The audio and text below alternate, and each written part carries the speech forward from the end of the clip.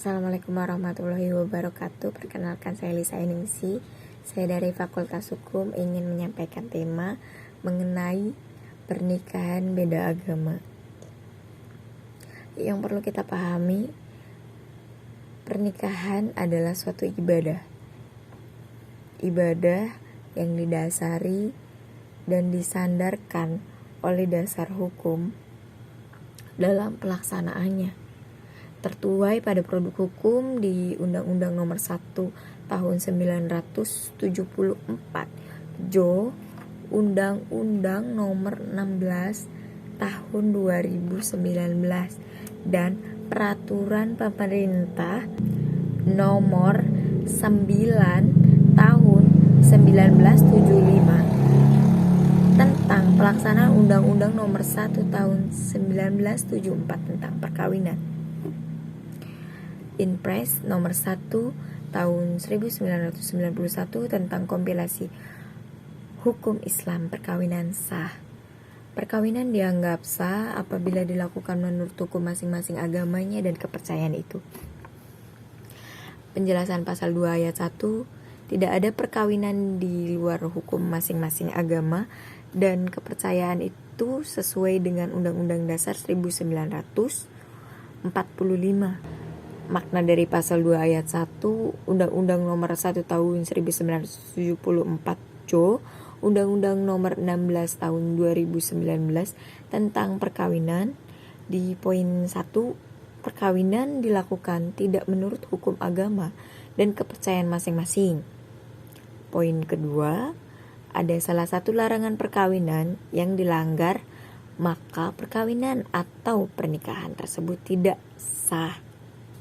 Namun pada putusan Fatwa MUI pada 1 Juni 1980 yang menetapkan pada angka 2 perkawinan antar agama umat beragama bahwa di poin A, perkawinan wanita muslimah dengan laki-laki non-muslim adalah haram hukumnya.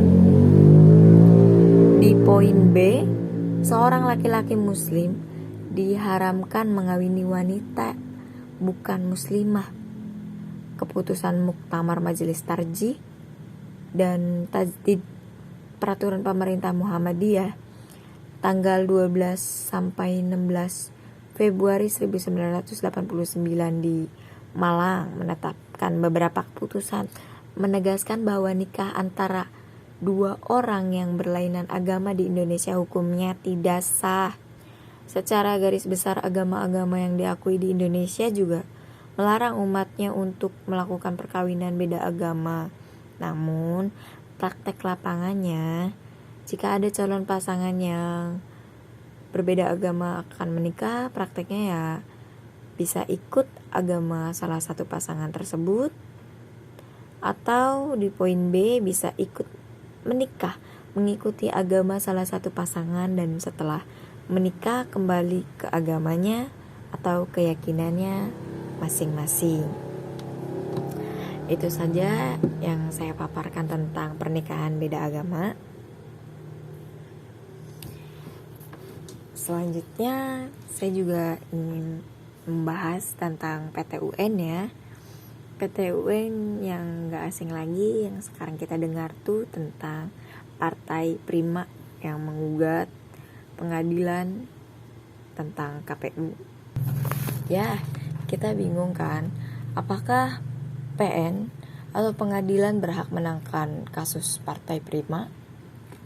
Seperti apa dasar hukumnya?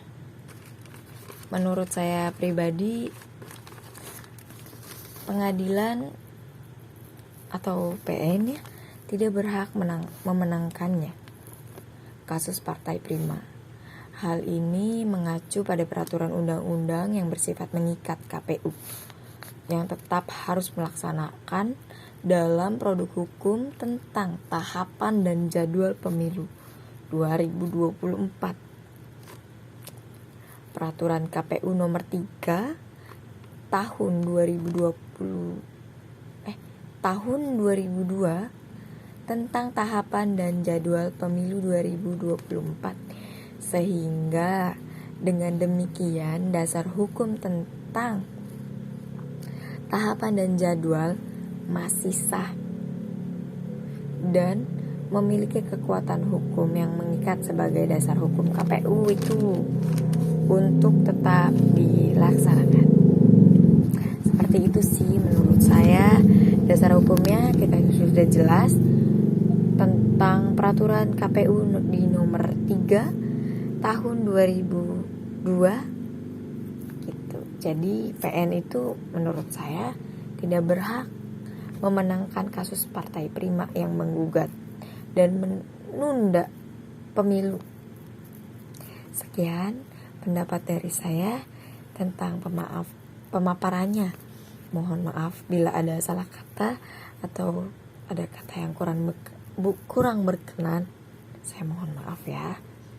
Terima kasih. Wassalamualaikum warahmatullahi wabarakatuh.